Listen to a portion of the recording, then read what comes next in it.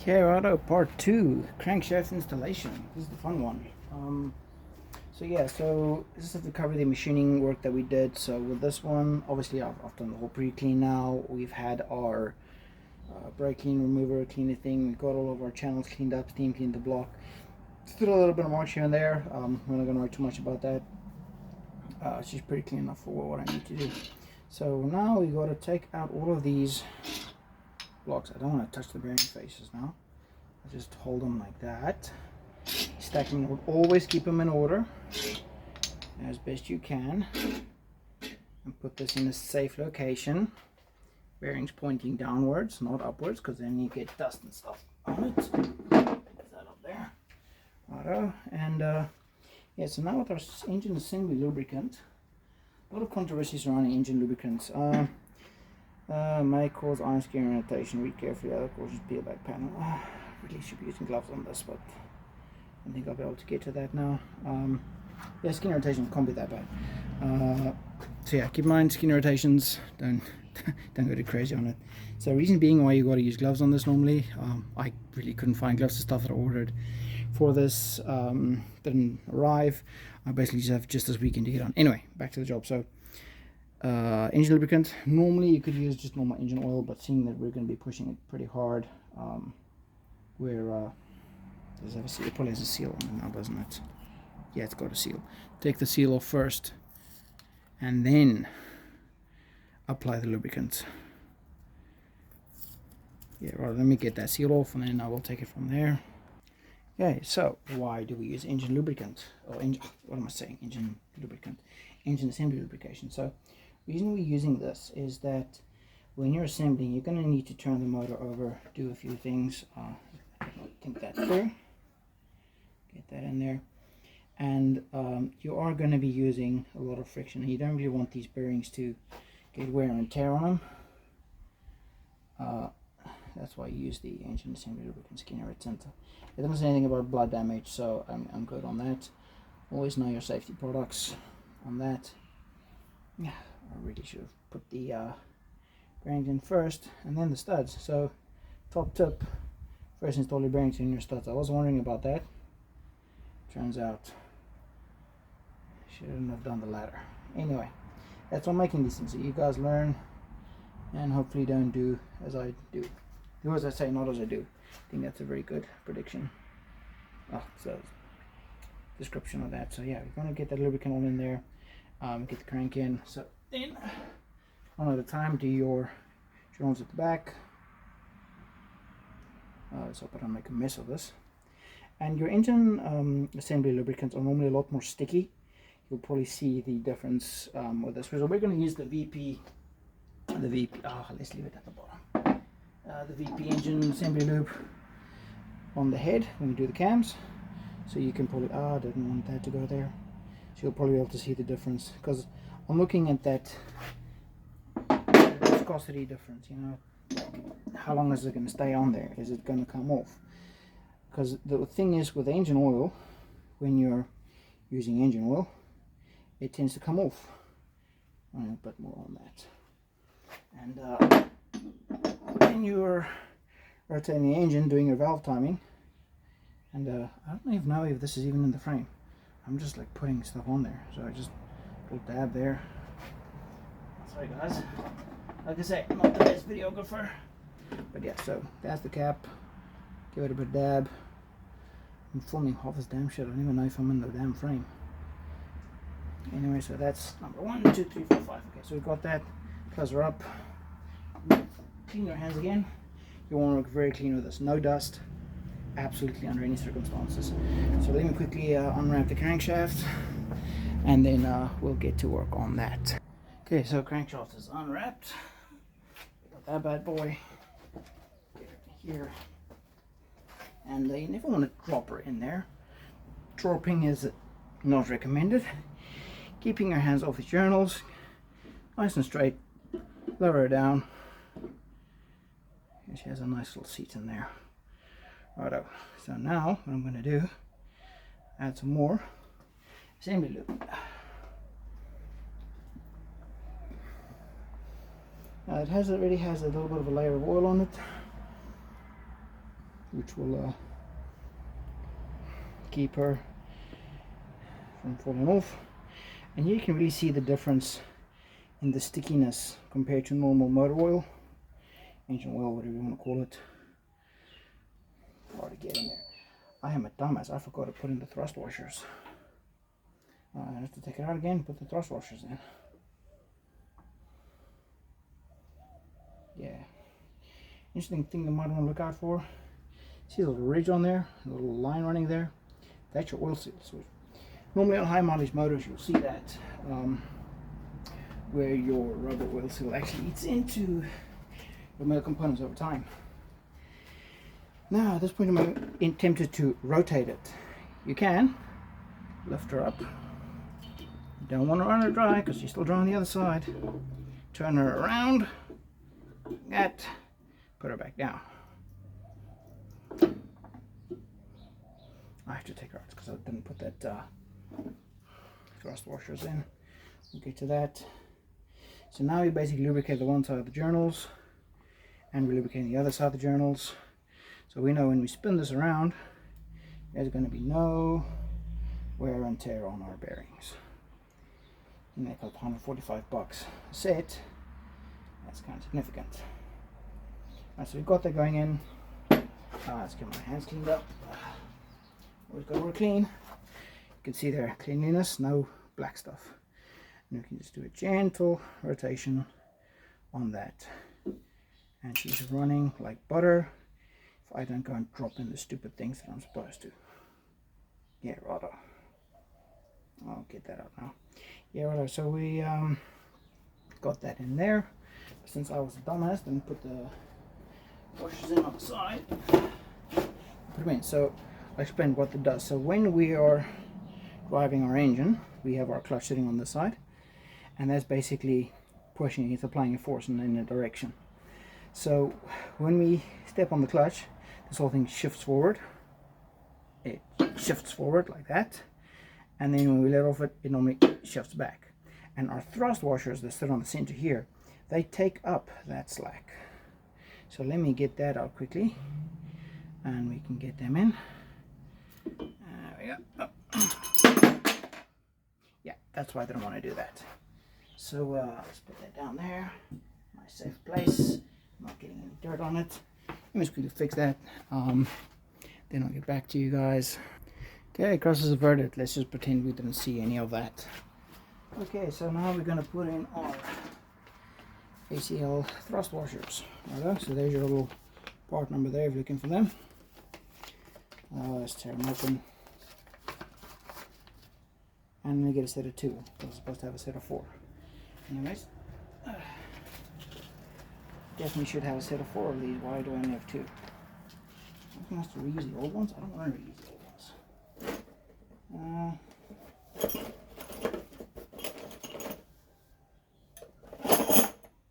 Just 2 in there. Hold on. Let me just double check RFM. Get back to you guys in a bit. Okay, never mind. Just pilot there. So here we have the old ones. They go on the center one. You can see they actually look pretty good. They don't have a lot of wear on them. And yeah, they're pretty good. Now, the 1/2, the smooth piece here, there's a little part number on there if you guys want to look for that. Should be the same as this one. I think these are the same. Looks like, yeah, they're right. Yeah, so they go on the sides with the channels there pointing outwards, like that. On the outer edges like that, and then your journal half moon clamps it down, and that holds them in place. I normally would have like a tighter disc of them, but from my point of view, we only have the 2. I did check the old ones that I took out; they're also 2. So I'm confident that there's only 2. If there isn't, please go crazy in the comments, because I don't want to wreck my engine. Alright, so here we got the new ones in. You can see there how nice and shiny they are. Shiny edges outward, like that. Now if you just put them in here, they'll most likely just fall out, like that. See, there's one staying there. So again, our friend engine assembly lube, a little bit of a dab here and there, stick her in like magic, she stays there. Same with this one on the bottom end, just a little bit. You don't want to have a lot on there, just gonna hold them in place and then stick them in there. Voilà. So now when we put our crank in the correct way, not like I did the first time, it will sit nicely. Now look how nicely all the engine assembly lube is just sitting on there. It's clinging to the bearing, unlike engine oil, which you just have run down.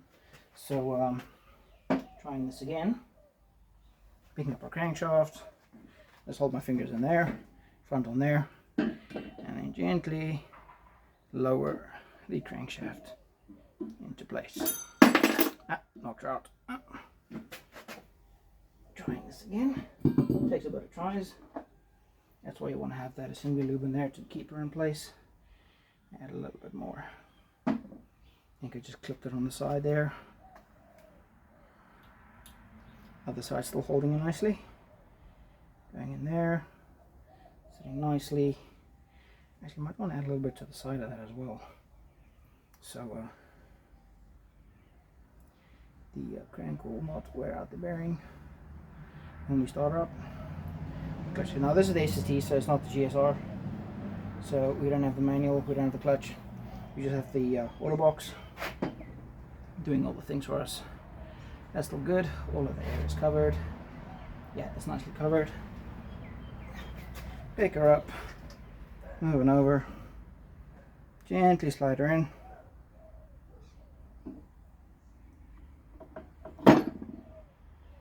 There we go. Now we've got our thrust washers in there, and all of our play has now been taken up. She's not moving around anymore. I'm just going to give her a bit more assembly lube on that.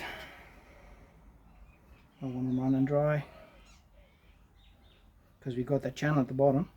So as you're going to turn them over, we'll fill that channel. That's the little red line you got seeing there. It's oil seeping, or the assembly lube seeping into the channel. Probably overkill for what I'm doing here. Probably really overkill, but that's just how I normally do it. It's my own car, so I'd rather have it good. Now look at these ones that have been sitting upside down. Look how nicely that engine lubricant has been clinging to those bearings. So it's pretty good. This is why we got it for this one. That's one to the front. This is two, pointing towards the front, because we want to have that retention. That's exactly what we're looking for, is that retention of the lubricant. So when we turn it over, set our valve timing and whatnot, it's going to sit very nicely. All of them just happy days. 4, and then I'll touch that piece as we refill that. A little bit of a dab. Using a stand, so hope you guys are seeing this. Probably not, because like I said, technician, not a videographer. And just give it like a nice little press in there, and they should slot in perfectly in place, just like that. That's how you know alignment. Now normally, if these studs are stuck or they're not coming off, you normally see those on your big end rods, where I actually want to give on some of these. Just want to do a little bit of a test on that. This one here, just give a dab like that, and give another dab with a VP on the other end. Let's have a look at the difference between the two, because it was advertised. Dumbass didn't take the seal off again. Let's get the seal off quickly. So it was advertised that the VP would run a whole lot better than the other ones, and we're going to find out if that is the case. Where's the thing? Let's get this thing open.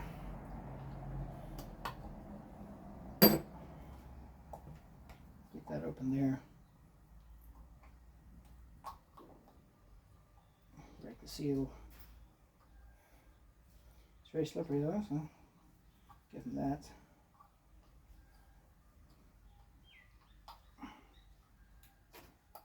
that off and get it back on. So you can see how that oil dropped there. Probably not the most exciting video in the world, but see, and just put a little dab there to see how that compares. Another dab there. So we've got two sides going, and then with this one, keep it going on that side. So let's have a look which one's better. Now I'll be damned, the VP is actually doing his job pretty well. Yeah, right. That's fine. Get a little cap on there. Okay, so now we got our so they put a little cap on there, which is kind of nice. This one gets a bit icky. Wipe it down, stay clean. Okay, so we got those down. Now for the fun part. We want to go give our hands a bit of a clean. And yeah, so looking at these, the Permatex, definitely a little bit more viscous. That's a bubble, not a debris. Definitely more viscous than the VP. VP definitely does stick better. You can clearly see the difference there in viscosity on those ones. So yeah, I was wrong. It's not just engine oil. That's the thing, you know, you've got to test things. You can't just assume things are what they are. And sometimes when you test things, you turn out to be wrong. And it's a good thing. You've got to know that you're not right all the time. Yeah, so let's do our tape here. This is really very little. So I kind of believe very much in this. So if we run out of ARP lubricant for the threads, I'll probably stop this video until I get more again. Because the last thing I want is incorrect torque specs on something that's boosting pretty hard. So yeah, let's see here. See how far this goes. So this basically applies to any engine that you guys want to build. That's a really tight. Let's do it like that. Squeeze on there. I look for it clunky. Squeeze on there.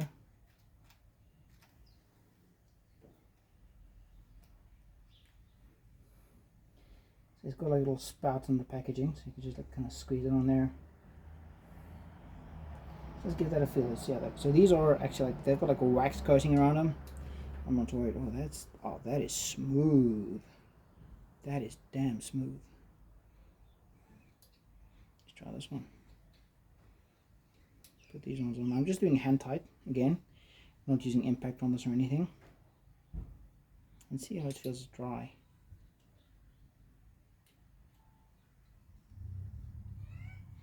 Yeah, you can kind of feel the difference there. But yeah, let's do these ones in there. I don't think I have the correct socket to torque these, actually. Well, 1.5 inch. I'll have to look around the house and see if I've got it. These are the, not the hex ones, they're the multi-hex ones. Yeah, there's definitely a difference between these ones here. So I'm just gonna put more of these on there and here. And then when we torque them down, they'll have a lot more lubricant on there. So I'm just putting some of the threads on the stud. I'm not using a lot because you just need a little dab. You don't need the whole thing. Okay, that's the first 3 done. A little bit there, there. So again, this is actually going into the engine. There's no movie magic here, just some guy on the internet building an engine, trying to show other people how to build their engines. Yeah, well, let's give that a shot. So you can actually see here the VP lubricant is really stuck on a lot better than the Permatex, I think it was. So yeah, you can just see, oh, that's definitely so much smoother. Because with these lubricants, you know, as you're torquing things down, your metal kind of clamps down and you get incorrect readings. Probably gotta put some got a little bit of excess there. So you basically want to get it on here. So when I'm turning this thing down like that, as it's going in, it's pushing that lubricant down and onto the surface. So you want to make sure that you get on the bottom surface here enough of that lubrication, so when you torque it down, she can stay where she is. She's not going to slip off or anything. But yeah, so let me get the all of these studs in, all the caps on them, and then we'll take it from there. I don't want to waste too much time on that. Okay, so that's all of them in. Got the big ones on here. Notice how nice and flush they sit. This is really nice to look at, actually. See them all there. And we're going to torque them down now. I missed one there. So let me go get my torque tools, my torque toys, and then I'll explain why we torque these what we do, also manufacturer's recommendations, and also why the stretch bolts normally need to be replaced every time we do this. So let me quickly get that, and then we'll jump back on this. Okay, so it turns out I don't have the socket that I need to torque these ones down, so long story short, we gotta stop the video here because I don't have the socket to torque these down. Yeah. So I gotta go run around, look for one, and then hopefully I'll be back today, probably on the part 3, torquing them down with the front end assembly. So we'll see how that goes, because there's going to be too much to undo and redo again for the video, so we'll just leave it here for now. I'm gonna get out and source that socket, and then I should be back in the next video, torquing down the bottom end and then probably getting the cradle back on and everything. So yeah, we'll see how that goes. Awesome guys, take care, and then see you on the next one. Have a good one.